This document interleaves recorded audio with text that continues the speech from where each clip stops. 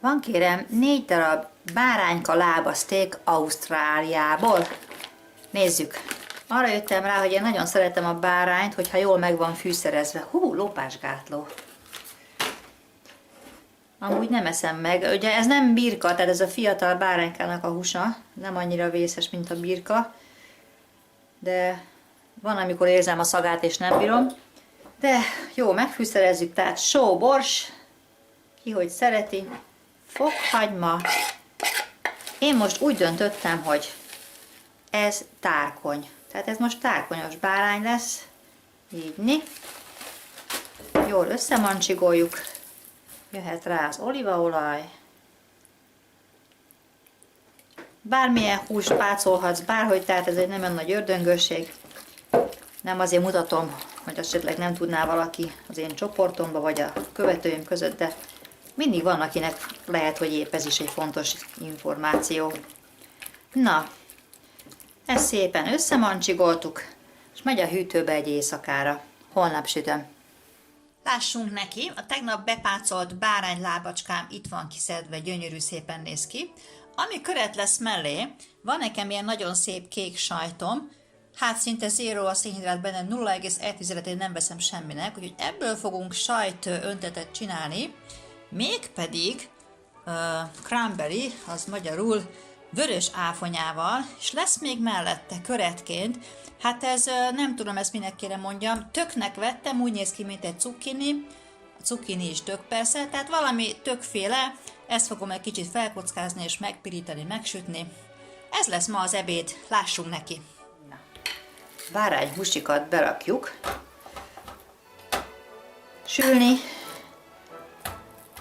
Normális esetben, ha egy-két szeretről van szó, akkor az airfryerbe szoktam ezeket sütni, de most az a tervem, hogy amikor a bárányhús már majdnem kész van, akkor mellé fogom tenni a kockára vágott tökfélét, és együtt pirítom egy kicsit a zsírjával.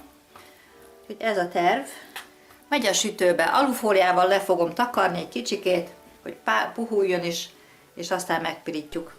Eltelt egy óra a kis bárányomnak a sütőben, lefedve alufóliával, már majdnem kész van. Most tettem hozzá, hát szerintem ez ilyen cukkini tök keverék, lelocsoltam a bárányból kijött finom, szaftos, olajos lével, úgyhogy visszarakom sülni, szerintem hát kevesebb, mint 1 óra és kész lesz.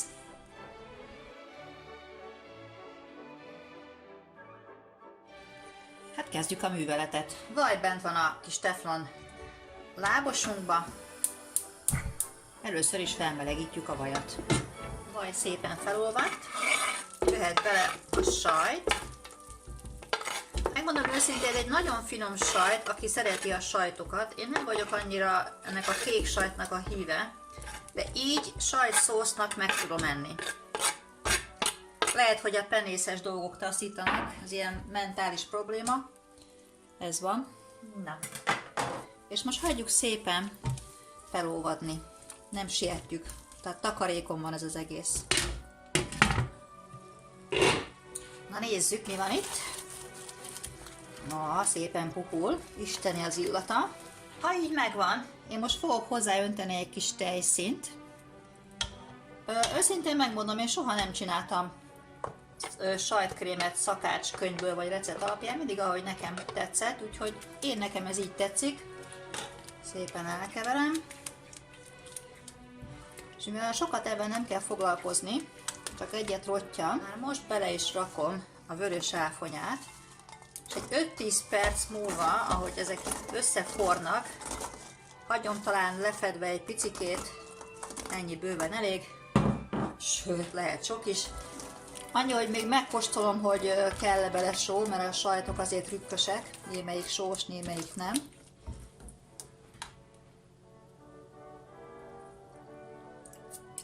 Nem kell bele só, semmiképp. Hú, ez már most nagyon finom. Na kérem. Ez tulajdonképpen kész lesz, tehát lefedem, egy picit hagyom összemelegedni, talán egy pár percig így bugyogjon, és már kész is van. Na, összefort egy picikét, és én ezt most elzárom, és hagyom szépen, hogy a cranberryk megpuhuljanak benne. Ez így. Kész van. Hát kérem, elkészült a mű.